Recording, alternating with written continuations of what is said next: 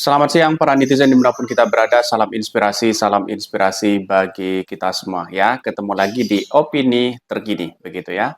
Banyak sekali pro dan kontra bahwa ya Pak Jokowi dengan Ibu Megawati ada sesuatu problem besar ya. Walaupun secara tidak langsung ada ya samarlah ya permainan-permainan cantik dari istana itu begitu. Dan bahkan saya mengatakan bahwa ya kalau kita mengutip dari tulisan-tulisan yang ada begitu kan ya, bahkan ya mengkeroyok PDIP itu menjadi trending topik hari ini. Tapi menurut saya pribadi adalah bahwa ini ya perlawanan antara Jokowi versus Megawati. Secara tidak langsung seperti itu begitu kan. Mengapa? Ya, saya katakan bahwa lirikan mata Jokowi itu lebih kepada Pak Prabowo begitu kan. Ya, bukan ke yang lain begitu kan. Tetapi dalam asumsi kita karena PDIP itu adalah punya peran penting ya untuk menjadi presiden ya seorang Jokowi di situ begitu kan. Maka secara tidak langsung ya tidak mungkinlah Pak Jokowi mengaku bahwa wah ini dari apa misalnya begitu kan. Karena yang tidak disukai oleh berbagai kalangan di istana bahwa Pak Jokowi dicap sebagai petugas partai. Itu satu begitu kan. Jadi artinya apa? Artinya selama ini bahwa kalau dipersoalkan ya dengan adanya kondisi hari ini begitu, bahwa jelas di situ di istana sudah memulai memainkan atau terpengaruh dari kuda Troya Pak Prabowo di situ begitu ya. Bahkan tidak hanya itu ya, jebloknya elektabilitas Pak Ganjar saat ini dikarenakan terlalu arogansi ya. Bahkan ya arogannya partai pendukungnya yang seolah-olah tanpa koalisi dengan parpol lainnya akan memenangkan pilpres nanti dengan karena ya ulah para buzzer dan pendukung-pendukungnya di media sosial ya selalu menyerang secara brutal kepada capres lain. Ini menunjukkan bahwa kelemahan dari seorang ya Pak Ganjar sendiri begitu kan, bukan dari PDIP itu sendiri begitu. Artinya apa? Artinya masih banyak polemik hari ini begitu kan ya terkait dengan adanya Megawati dengan Pak Jokowi dan bahkan para pendukung-pendukung Pak Ganjar hari ini begitu kan ya biar tidak diklaim bahwa Pak Jokowi itu mengarah kepada Pak Prabowo ya di media sosial keluar-keluar. Wah, ini kalau tidak ada deklarasi yang tidak ada Pak Jokowi jangan kita ikuti katanya begitu ya. Jadi buat apa begitu kan? Masyarakat sudah tahu begitu kan. Ketua-ketua umum pasti tahu di situ begitu ya. Siapa peran penting di balik Prabowo ini begitu kan. Itu yang paling penting.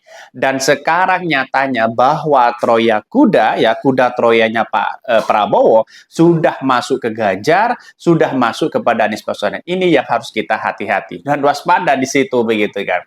Kalau kita melihat secara kalkulasi politik di Indonesia itu ya bungkusnya demokrasi modern hari ini begitu kan ya. Tetapi isinya itu masih tradisional begitu kan. Masih kental dengan hal-hal yang kemudian polarisasi dibangun begitu kan untuk menjatuhkan lawan. Bahkan hukum itu bisa dijadikan sebagai alat untuk begitu ya memukul lawan mereka begitu. Dan sekarang nyatanya apa? Pak Ganjar katanya dikeroyok begitu ya. Bahkan elektabilitasnya sudah anjlok begitu ya. Apa yang mesti diharapkan begitu? Dan bahkan begitu ya, para pendukung-pendukung mereka selalu menganggap bahwa hal demikian ya katanya begitu ya terzalimi begitu ya. Dan bahkan ya katanya dikeroyok dan sebagainya begitu. Ya padahal ya di belakang itu semua ada Pak Jokowi, ada Bu Mega begitu. Atau jangan-jangan kedua-duanya samar mereka untuk melakukan ya main dua kaki begitu kan. Bisa saja begitu kan. Karena ini adalah perlawanan yang sangat luar biasa begitu. Tentu ini menjadi catatan penting kepada relawan-relawan Pak Ganjar. Kenapa begitu begitu melihat bahwa seolah-olah Pak Ganjar terzalimi begitu kan. Ini kan seolah-olah baper pendukung-pendukung mereka begitu. Bahkan ya siapa yang menyangka bahwa Jokowi secara samar dan diam-diam membuat kendaraan koalisi yang menyebabkan head to head dengan Megawati. Apakah koalisi ini kemudian menjadi kekuatan politik yang nyata? Ini terjadi setelah PAN dan Golkar bergabung atas titah politik Pak Jokowi. Bisa saja seperti itu, walaupun Pak Jokowi membantah tidak ikut-ikutan masalah soal ya dukung-mendukung antara Partai Golkar dengan Partai PAN. Tapi hakikatnya banyak proses dalam demokrasi itu begitu kan. Kuda Troyanya Pak Prabowo sudah dimainkan di istana begitu kan.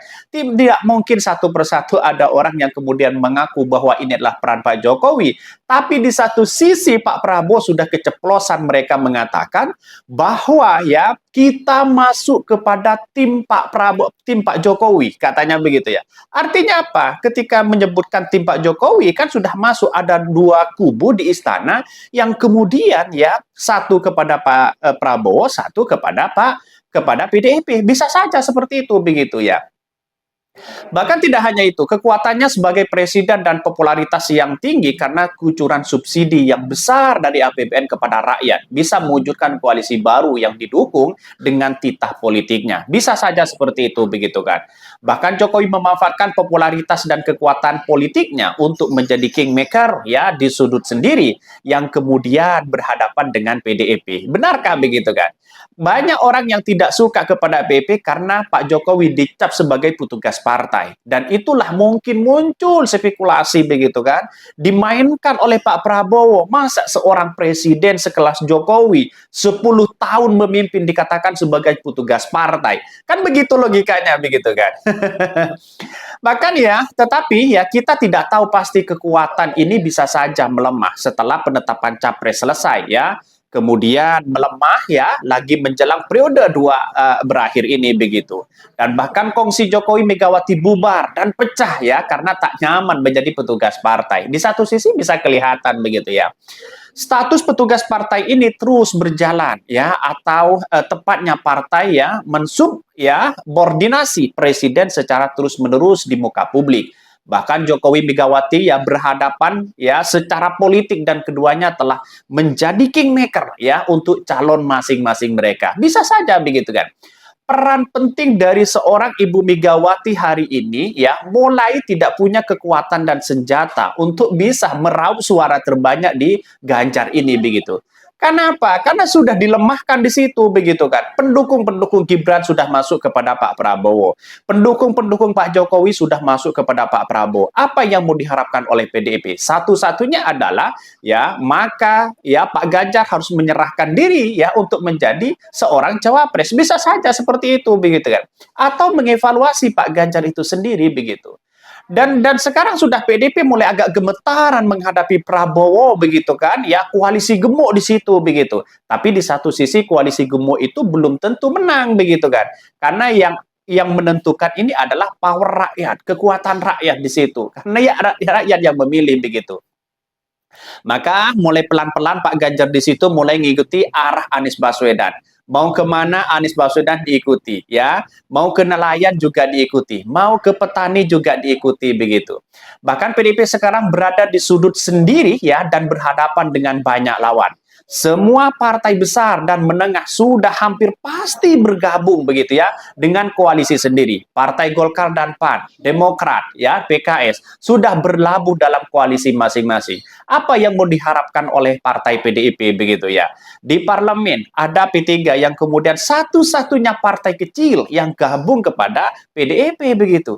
Bayangkan yang lain non parlemen ya bisa hanya sebagai pendukung sana sini begitu kan, seperti Perindo, terus kemudian Hanura di situ begitu ya, apalagi PSI yang kemudian tidak dianggap oleh mereka begitu kan, karena mungkin terlalu kecil begitu.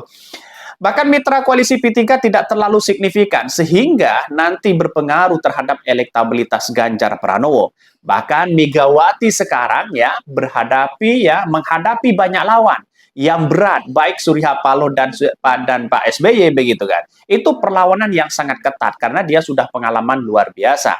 Sekarang lawan baru yang mengejutkan adalah Jokowi sendiri yang berhasil di situ begitu mewujudkan koalisi kelas berat begitu ya. Bahkan dianggap sebagai koalisi gemuk yaitu adalah Pak Prabowo begitu kan. Sudah cari sana sini ya Pak Prabowo membangun ya bagaimana ya elektabilitas dan popularitas di situ. Bagaimana ya kader-kader Gerindra untuk masuk kepada partai-partai lain. Sedangkan PDIP masih menyeleksi mana lawan begitu kan. Dianggap sebagai partai penguasa itu akan menguasai lagi, padahal tidak begitu kan. Orang akan berspekulasi tidak mungkin ini hat-trick begitu kan. Kira-kira seperti itu begitu. PDP ya semakin sulit dan berat ya. Banyak sekali kritikan ya atas perubahan ini karena masalah PDP sendiri yang dianggap terlalu arogan ya. Jangan berharap pemerintah memikirkan rakyat. Bahkan pemerintah sudah setengah ya bubar dengan pola dan format politik cawi-cawi seperti ini begitu. Akibatnya, masa presiden ikut cawi-cawi sana sini katanya demi bangsa dan negara. Tapi tahu-taunya begitu kan ya, ada sesuatu tim di balik mereka begitu. Walaupun Pak Jokowi membantah itu begitu ya. Di satu sisi tahun 2023 dan 2024 ini adalah tahun ya terburuk bagi kebijakan ekonomi, sosial, pendidikan. Jangan berharap ekonomi akan tumbuh ya 6% atau 7% ya, seperti janji kampanye dulu. Katanya akan lebih dari 6%, 7% begitu. Bayangkan kalau ekonomi kita, bangsa kita, Indonesia kita 10% saja begitu kan, maka akan kemudian kesejahteraan masyarakat itu ada. Bagaimana dengan korupsi hari ini? Janji Pak Jokowi ya di 2019, 2014, janjinya apa? Ingin memperkuat KPK, tapi tahu-tahunya KPK seperti itu. Bisa intervensi, Harun Masiku masih belum ditangkap dan sebagainya begitu. Apakah ini acuan mereka? Ya, pada hakikatnya apakah ini janji manis atau apa begitu kan? Setelah titah Jokowi, Golkar dan PAN ya resmi ya bergabung dengan Gerindra dan PKB, maka semakin jelas bahwa koalisi pemerintahan pecah berkeping-keping menjadi 3 bagian ya. Ini terlihat dari konfigurasi dari 3 koalisi ya partai dengan bakal calon presidennya masing-masing. Tentu ada koalisi perubahan, ada koalisi dari PDIP, ada koalisi dari KKIR di situ begitu ya. Di satu sisi ya, presiden dan menteri-menterinya tidak mungkin bekerja sepenuh hati ya.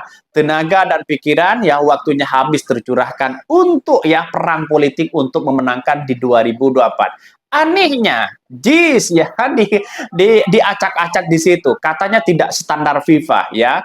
Karena Erick Thohir pada hari ini digadang-gadang menjadi salah satu calon wakil presiden, maka tentu dia akan punya alat senjata untuk memukul lawan.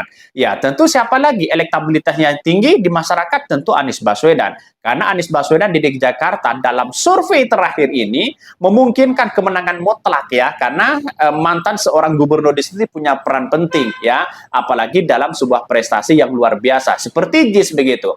Namun demikian ada yang perlu dicatat begitu ya, bahwa demokrasi yang sudah mundur dan buruk sekarang ini hampir masuk jurang ya, ketika kekuatan yang berkuasa bermanuver sana sini untuk mengubah masa jabatan presiden menjadi 3 periode di dalam Undang-Undang 1945 saja sudah banyak begitu kan. Mau diamandemen dan sebagainya begitu. Apakah ini tidak ada kekacauan begitu ya? Semua partai tunduk terhadap gagasan-gagasan ya keblinger ini dan sudah tinggal mewujudkan dalam sidang paripurna MPR. Tunjukkan saja begitu. Kalau ini amandemen ini jelas di situ, maka kemudian besar Pak Presiden Jokowi bisa 3 periode begitu ya. Kembali lagi ke yang tadi. Tetapi Megawati dan PDIP sebagai partai yang terbesar menolak takut Jokowi mengalami nasib seperti Bung Karno begitu kan. Bahkan ya berkuasa terus di situ begitu. Dalam hal ini Megawati telah menyelamatkan demokrasi dari provokasi politik untuk mengademikan undang-undang itu begitu kan. Bahkan sudah datang ke Jokowi begitu ya, bahwa ya undang-undang itu harus diamandemen dan sebagainya. Ini kan kekacauan luar biasa begitu ya. Politik sekarang itu bergerak dengan kemauan dan kepentingan elit ya pemimpinnya. Para pendukung capres dan cawapres ke depan sebaiknya tidak usah militan radikal ya untuk membangun peradaban politik dan bahkan ya zaman-zaman jahiliyah itu tetap digunakan hal-hal seperti itu. Misalnya mencegah sana sini begitu kan, menghasut, polarisasi yang dibangun begitu kan, buzzer dipelihara dan sebagainya begitu. Itu muncul tiap tahun-tahun Pilpres dan bahkan ya pendukung masyarakat sudah dipecah. Ada yang mendukung si A, ada yang mendukung si B begitu kan. Banyak sekali pro dan kontra itu. Tetapi terjawab sudah ya. Para buzzer itu adalah pemecah belah warga bangsa dan sejenisnya. Itu telah terjadi dalam Pilpres yang lalu di mana sesama warga ya dibelah dan membelah menjadi ya kutub cebong, ada kutub kampret. Ya, bahkan ada kadrun di situ. Mengapa? Ya, karena sekarang cebong dan kampret sudah bingung begitu kan ya. Sebab pimpinannya sudah berganti begitu. Yang kampret menjadi cebong, yang cebong menjadi kampret. Kan begitu logikanya begitu. Sebagai contoh ini PSI sedang bingung dan pusing ya, 7 keliling. Apakah itu Ganjar atau Prabowo ya? Setelah Jokowi bentuk koalisi baru berhadapan dengan Megawati, maka kemudian tidak ada lagi ya cebong dan kampret. Bahkan permusuhan-permusuhan di masa lalu tidak perlu lagi karena pemilihnya memang tidak dalam proses head to head ya, tetapi saling merangkul untuk kepentingan dirinya masing-masing. Di satu sisi seperti itu begitu. Tapi peran penting dari buzzer di media sosial kuar-kuar seperti itu sangat memungkinkan terjadi begitu kan. Karena masih banyak dalam proses-proses itu. Tapi persoalan-persoalan politik kan dinamis begitu hari ini begitu kan. Sayang seribu sayang begitu kan ketika ini diperdebatkan antara Pak Jokowi dengan Bu Mega, saya rasa banyak yang dibenturkan di dalamnya.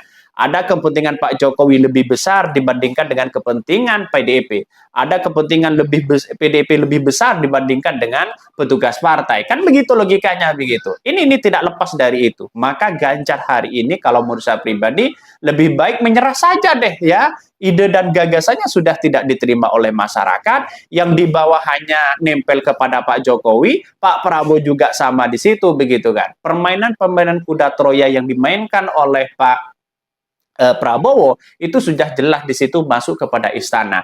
Akhirnya istana sudah mulai pecah begitu kan ya. Pak Jokowi sudah mulai ikut-ikutan. Bagaimana nanti ketika lengser Pak Jokowi tidak menjadi presiden, menjadi rakyat biasa, apakah bisa berkiprah untuk menentukan kebijakan-kebijakan program selama ini yang dilakukan oleh Pak Jokowi? Bisa saja peran penting itu dititipkan kepada Pak Prabowo begitu kan. Kalau dititipkan kepada Pak Ganjar, kan dia kan petugas partai. Tidak mungkin petugas partai itu lalu kemudian ya sesama petugas partai itu lalu kemudian berkompromi di situ. Nah, tergantung dari siapa petugas partai yang mengendalikan itu. Bisa saja seperti itu. Banyak narasi-narasi yang kemudian menjadi spekulasi hari ini. Tapi saya cukup yakin dan saya yakin dan saya yakin-yakinnya arahan Pak Jokowi pasti melirik kepada Pak Prabowo. Mungkin itu yang kami sampaikan. Tonton terus channel Honda di Podcast Rakyat ini karena ada berita-berita menarik dan viral setiap harinya. Salam para netizen, salam inspirasi bagi kita semua. Jangan lupa di subscribe channel YouTube Honda di Podcast Rakyat ini.